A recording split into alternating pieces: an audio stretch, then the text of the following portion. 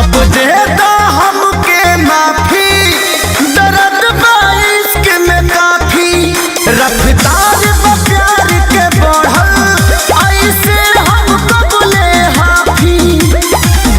केस फाड़िया दोनों को बार मिलके भइली बेजान तोहर जान।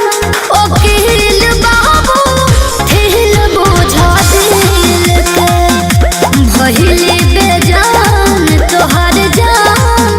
ए वकील बाबू हिल बुझा दिल के।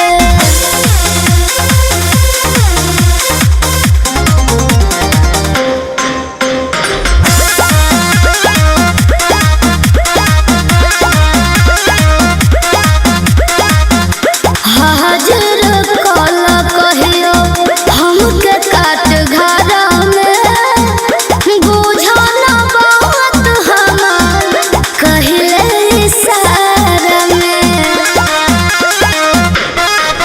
जान फेंको हाल देखा कोई के बहाना जाना खूबे आँख से बानी दीवाना भइल हम तोहरा दिल के भइली बेजान तोहर जान। वकील बाबू फिर बुझा दिल के भइली बेजान तोहर जान। वकील बाबू फिर बुझा दिल के। ए सुना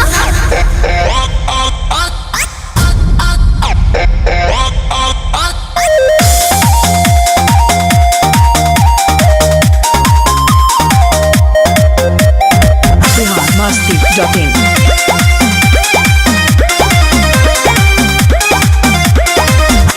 फुर्सत ना मिले तोहरा कोर्ट कचहरी से, कहिया खुल के प्यार करबो अपना फूल झाड़ी से।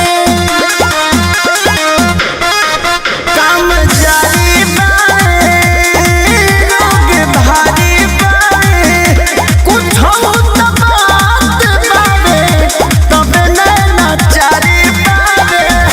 शोभा बढ़ा दो कहियो हमरा वकील के भइली बेजान तोहर जान। वकील बाबू फिर बुझा दिल के भइली बेजान तोहर जान। वकील बाबू फिर बुझा दिल के। ए सुना biharmasti.in